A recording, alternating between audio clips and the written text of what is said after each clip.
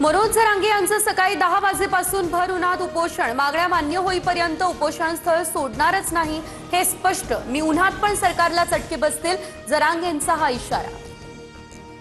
जरांगेंच्या 12 मागण्यांवर सरकारचं आश्वासन. मंत्री राधाकृष्ण विखे पाटलांनी आश्वासनांचा ड्राफ्ट जरांगेंना दिला. जरांगे आज निर्णय घेणार.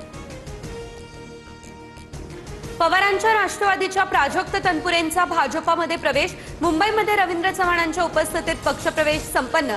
तनपुरेंना भाजपकडून अहिल्यानगर विधान परिषदेची उमेदवारी मिळणार. तनपुरेंनी भाजपमध्ये प्रवेश करणं आमच्यासाठी धक्कादायक. तनपुरेंनी मतदारसंघाची परिस्थिती पाहूनच निर्णय घेतला असेल, जयंत पाटलांची ही प्रतिक्रिया. महायुतीचे विधान परिषदेचे उमेदवार आज जाहीर होण्याची शक्यता. मुख्यमंत्री आणि दोन्ही उपमुख्यमंत्री 17 उमेदवारांची नावं करणार जाहीर, अशी सूत्रांची माहिती.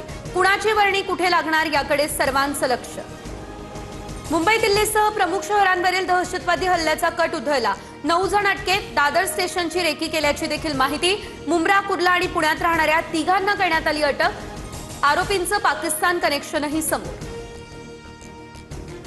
पुण्यात विषारी दारूमुळे मृत्यू झालेल्यांचा आकडा 22 वर. सीआयडी कडून आरोपींची 8 तास कसून चौकशी, तर काही आरोपींना घेऊन पथक पुण्यातील सीआयडी कार्यालयाकडे रवाना.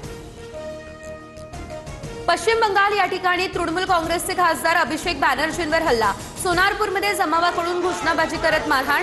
अभिषेक बॅनर्जींचे कपडेही फाडले, अंडीही फेकली. परिसरात मोठा पोलिसांचा बंदोबस्त तैनात. राजस्थानच्या सुरू शहराला धुळीच्या वादळाचा तडाखा. आकाश धुळीच्या ढगानं भरलं. संपूर्ण शहरात भरदिवसा काळोख, जनजीवन विस्कळीत. कापूस आयातीवरील सीमा शुल्क 5 महिन्यांसाठी माफ. केंद्र सरकारचा हा मोठा निर्णय. 1 जून ते 30 ऑक्टोबर पर्यंत निर्णय लागू. वस्त्रोद्योग आणि कापड उद्योगाला दिलासा.